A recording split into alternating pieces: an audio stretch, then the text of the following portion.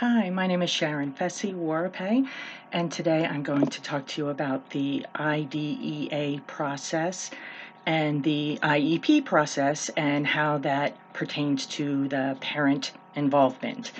And to start with, let's define the terms IDEA and IEP. So IDEA stands for the Individuals with Disability Act, and that means that act it ensures that students with disabilities are provided with free and appropriate public education services for them. So that ensures that they will get the education that they need to um, move forward in life. And IEP is the Individualized Education Program, which are that is the written plan designed to meet a child's learning needs. So first we're going to discuss parent and student involvement. So parent involvement is of course essential in the IEP process because parents know their students best, and it is best for parents to be involved in the development of a child's educational plan.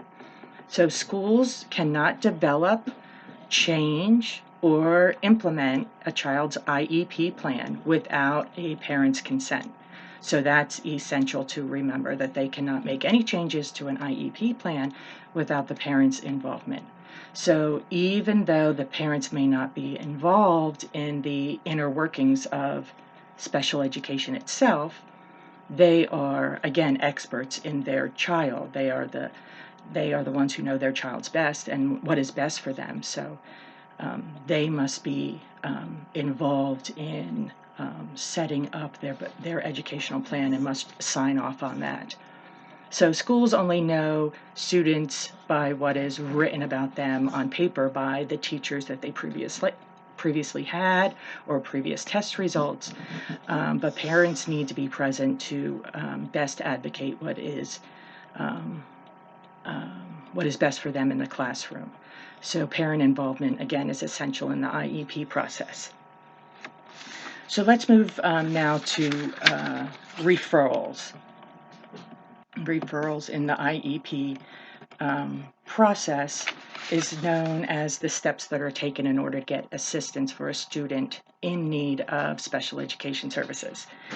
So an evaluation is made after the initial referral of the student. So an initial referral can be made by a teacher.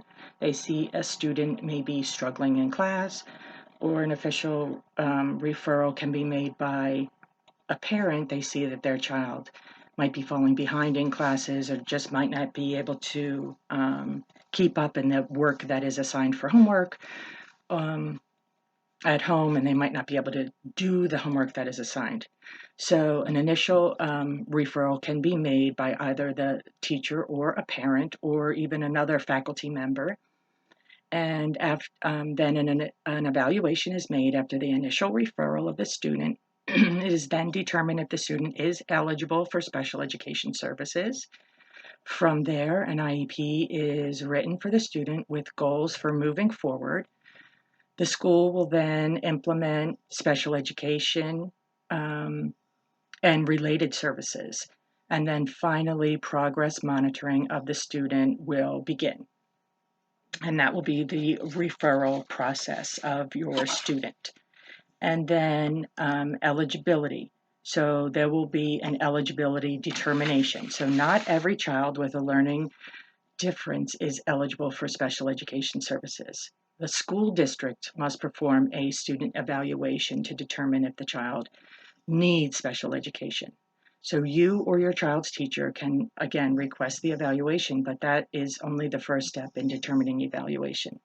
A team of professionals, including the school psychologist, other educators, they give the student a bunch of assessments, and then they observe the student in their classroom, and they review previous class records. So that could be from previous classes in the school that they're currently in, or if they transferred from another school, that other school's class records. A report is then written, and then the results are provided to the parent with recommendations on moving forward. So that's the eligibility determination on whether they need, if they do indeed need special education. And then let's talk about the IEP itself, the IEP components. So the IEP, or again, the Individualized Education Program, it must contain specific information required by that IDEA, the Individuals with Disabilities Education Act. And a statement of the students, these are the things that it must contain: a statement of the students' present education levels of academic achievement, and a statement of measurable annual goals, and that contains both academic and functional goals. The IEP must also contain a description of how the students' progress toward meeting the annual goals will be measured, and when periodic progress reports will be provided. A statement of program modifications for the school personnel that will be provided to enable the student to advance toward attaining annual goals, and an explanation of the extent to which the student will not participate with non-disabled students in the regular classroom. So those are the IEP components that the IEP that's written for your student must contain. Okay, so expectations for ongoing communication. So this will be between the teacher, the school itself, and between yourself as the parent. So once an IEP is written for your student, you will meet once a year, must meet once a year with the whole IEP team. And the IEP team could be the principal of the school, the student's teacher, a student psychologist, if there is one, yourself as the parent, and the student. If you want the student to be present, the student may be present. So it is important for you to be there again as the student, because no changes can occur on the IEP without your sign off. So a parent must sign off on the IEP itself in order for changes to occur.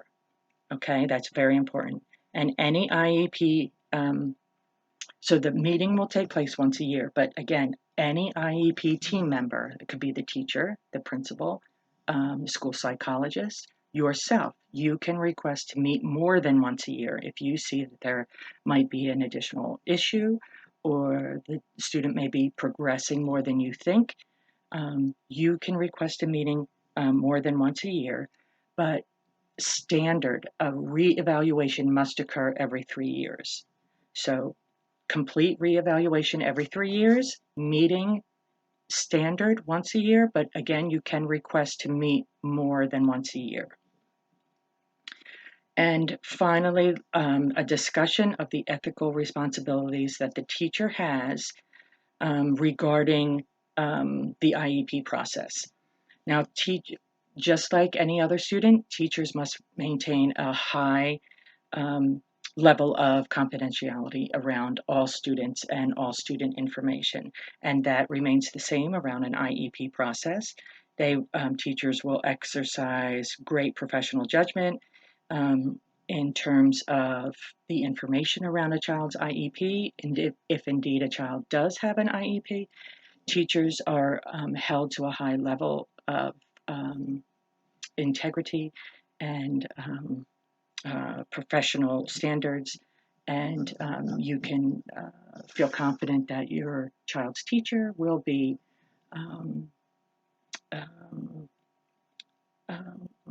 held to a high standard along your child's educational journey. So I hope this cleared up any questions you may have around the Individuals with Disabilities Education Act, as well as the Individualized Education Program. And if you do have any additional questions around these two